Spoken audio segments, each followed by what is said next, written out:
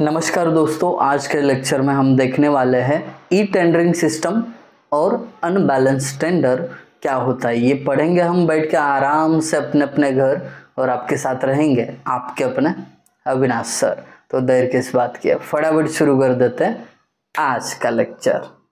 अगर आप civil engineer हो, आप कॉन्ट्रैक्टर हो, तो आपके लिए यह बहुत इम्पोर्टेंट है कि आप ई टेंडरिंग सिस्टम क्या होता है इसको समझे। तो ये ई टेंडरिंग सिस्टम आज बहुत अच्छे से समझोगे, इसकी गारंटी मैं आपको दे रहा हूँ। बस आप लोग एक चीज़ की गारंटी देना कि अगर अभी तक चैनल को सब्सक्राइब नहीं किया है तो फटाफट कर लीजिए और अपने दोस्तों के साथ भी शेयर कर लीजिए। तो ये बहुत ही इम्पोर्टेंट जानकारी शुरू कर लेते हैं। सबसे पहले तो हम देखेंगे कि ये ई टेंडर सिस्टम होता क्या है। देखिए, मोटा मोटा कहा जाए तो ये ऑनलाइन टेंडर सिस्टम है।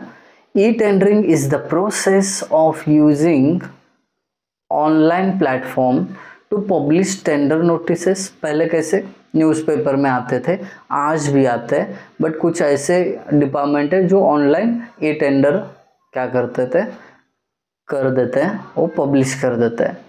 ऑनलाइन ही नोटिस देना, ऑनलाइन ही बिड्स को रिसीव करना और manage the entire procurement process electronically.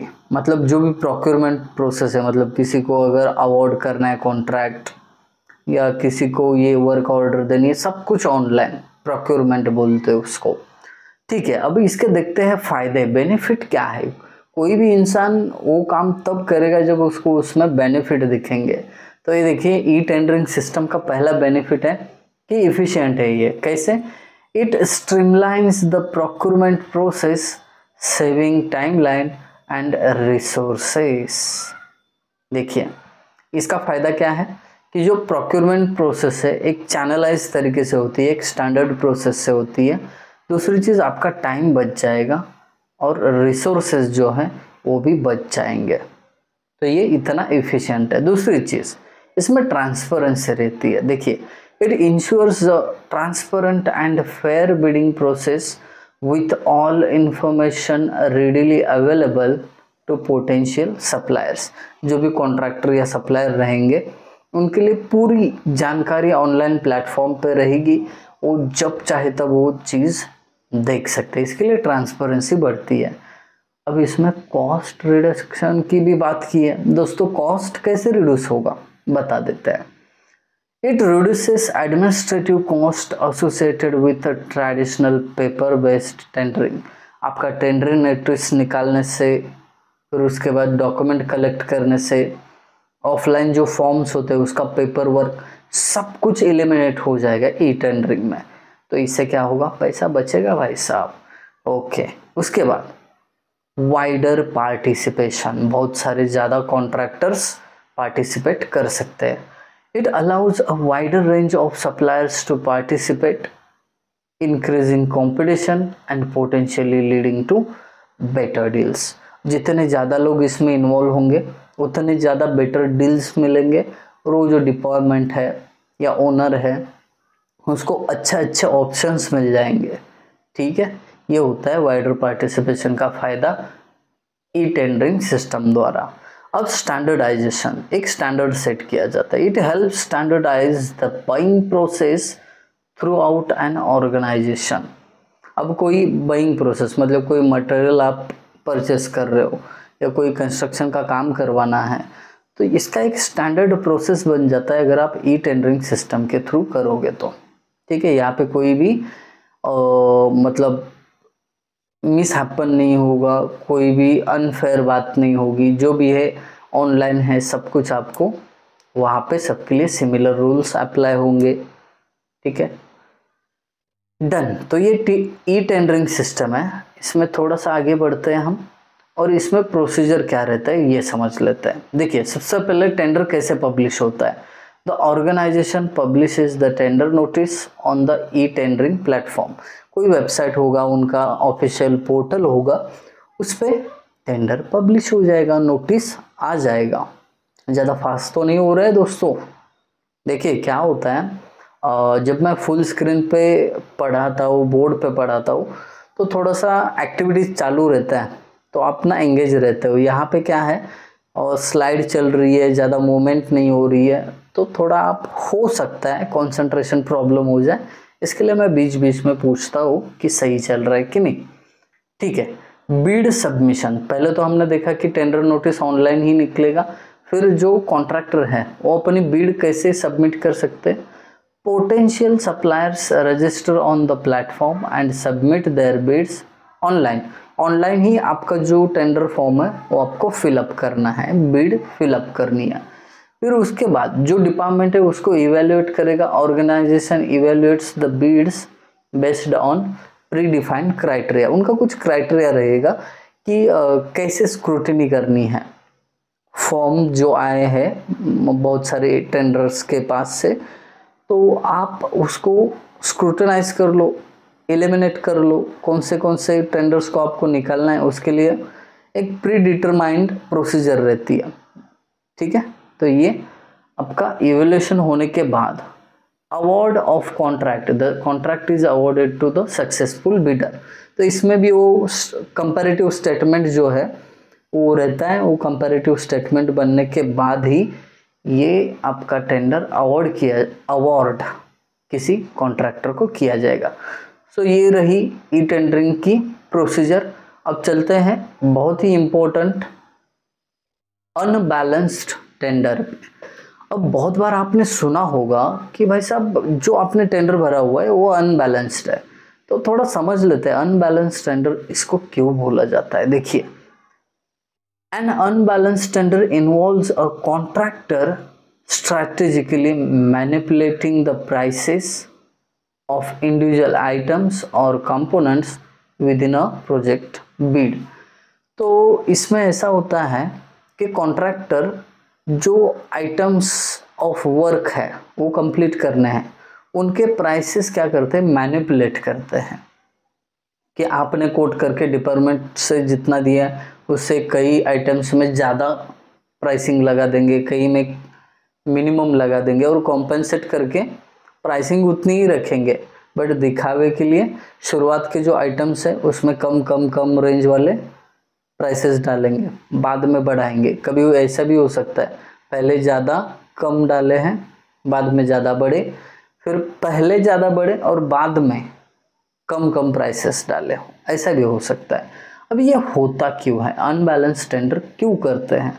देखिए, contractors might do this to, मतलब उनको ये क्यों करना पड़ता है, करना पड़ता नहीं है, वो क्यों करते हैं।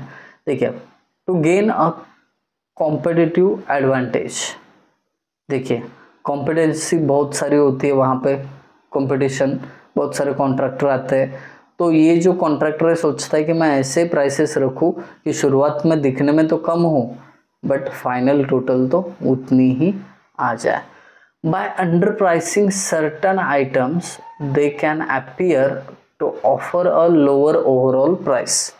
मतलब जैसे कि ज़्यादा क्वांटिटी वाला कोई काम हो उसमें कम प्राइस डाल के उनका ओवरऑल अमाउंट कम रख सकते हैं। इसका एग्जाम्पल भी देखने वाले हैं।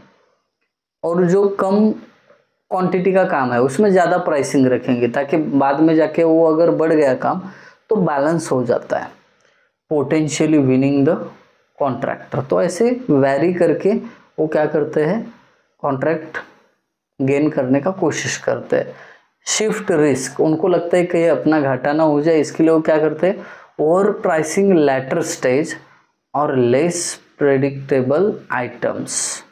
क्या करते हैं, जो प्रेडिक्ट करने के लिए आसान नहीं है, जैसे कि एक्सकेवेशन कितना करना पड़ेगा, कितना होगा, कुछ किसी को पता नहीं रहता है। साइट के अंदर ही पता चलेगा ना, सॉफ्ट सॉइल, रॉक कहाँ पे आने वाला है, तो उसके रेट्स अलग है। तो उसमें क्या करते हैं, हाई प्राइसिंग डाल देते हैं और उसमें कुछ घपला करने का चांस भी रहता है एक्सकेवेशन में। तो वो क्या करते हैं, मैनिपुलेट करते हैं वहाँ पे। allows the contractor to potentially profit more if those items require more work or cost more than initially anticipated।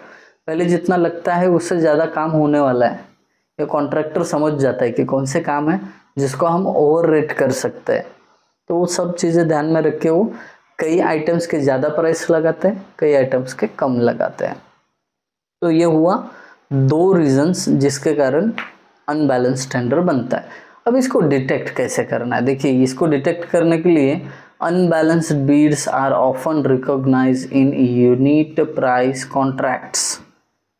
ये ज़्यादातर पकड़ा कब जाता है अनबैलेंस टेंडर, जब अनबैलेंस टेंडर आपका यूनिट प्राइस कॉन्ट्रैक्ट में निकला हो, मतलब हर एक यूनिट का अलग प्राइस है, तो वहाँ पे where the price for a specific item of work is the contract price and prices that are significantly different from it is expected can be flagged potentially unbalanced. मतलब आपने एक्सकेवेशन के लिए मार्केट एनालिसिस करके 2000 metre cube 2000 पर metre cube ऐसा rate डाला है, वहीं पे अगर कॉन्ट्रैक्टर ने 4000 डाल दिया तो ये क्या हो गया, डबल हो गया। मतलब समझ में आएगा कि बहुत ज़्यादा डिफरेंस आ रहा है। तो ऐसे डिटेक्ट किया जा सकता है ओनली किसमें, यूनिट प्राइस कॉन्ट्रैक्ट में। चलिए इसमें थोड़ा और आगे बढ़ते हैं, ये कैसे अनबैलेंस होता है। पहला, front end loading. Front end loading मतलब क्या, over pricing early stage items, मतलब जो शुरुआत में आपको काम करना है उसमें ज़्यादा प्राइस लगाना। Losses later in the project, पहले काम में ज़्यादा प्राइस क्यों लगाना है, क्योंकि बाकी के काम में जो घाटा हो रहा है, जो नुकसान हो रहा है उसको रिकवर कर सके, है ना। दूसरी चीज़ बैक एंड लोडिंग, तो इसमें क्या होता है, under pricing early stage items, मतलब शुरुआत के जितने भी आइटम्स हैं उनके प्राइस बहुत कम रखना, और जैसे ही आपको पता चला कि इतना पैसा मेरा रिकवर करना बाकी है, तो लास्ट में जो काम करने वाले उसका रेट ज़्यादा लगाना। इसके कारण क्या होता है, अनबैलेंस होता है। ठीक है, क्वांटिटी एरर एक्सप्लॉइटेशन। अब देखिए जो क्वांटिटी, जैसे कि एक्सकेवेशन की क्वांटिटी आप प्री डिटरमाइन रह नहीं सकते, उसको प्रेडिक्ट नहीं कर सकते हैं, तो वो क्या करते हैं, उस क्वांटिटी वेरिएशन वाले आइटम में प्राइसेस को मैनिपुलेट करते हैं, उसमें ज़्यादा प्राइसेस रखेंगे। अगर इसका एग्जाम्पल देखना चाहते हो आप, तो यहाँ पे देखिए एक ए टेंडरर है, बी टेंडरर है और सी मतलब कॉन्ट्रैक्टर, 3 टाइप के कॉन्ट्रैक्टर है। तो देखिए पहला काम एक्सकेवेशन का है, 3 पहला काम, तो पहले कॉन्ट्रैक्टर ने 400 रखा है, दूसरे कॉन्ट्रैक्टर ने 120, 50 और 800 रखा है। वहीं पे तीसरे ने देखो बहुत ही ज़्यादा रखे प्राइसेस, है ना, क्योंकि एक्सकेवेशन वाला अनप्रेडिक्टेबल है, उसमें रेट्स हाई रखे ताकि अगर उसमें कुछ घपला करके पैसा रिकवर करना हो तो वो कर सकता है।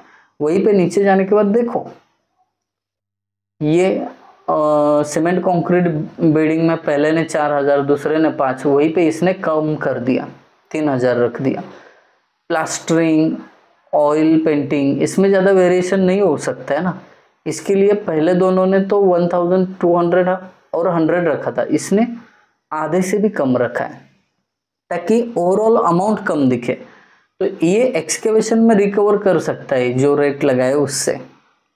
अब देखो इसका टोटल अमाउंट 21 लाख हो रहा है, इसका 9,45,000 और इसका 9,19,000 ही हो रहा है। तो डिपार्टमेंट क्या सोचेगा, अरे फाइनल अमाउंट तो इसका कम है, बट बाद में जो वेरिएशन होगा ये एक्सकेवेशन में बहुत ज़्यादा होगा, वो वहाँ पे क्या करेगा, रिकवर करेगा अपना प्रॉफिट। तो ये स्ट्रैटेजी रहती है अनबैलेंस टेंडर की। आई होप मैंने कोशिश तो की है, आप लोगों को समझ में आया होगा, तो ज़रूर कमेंट कर देना। Thank you guys for watching video, thank you so much.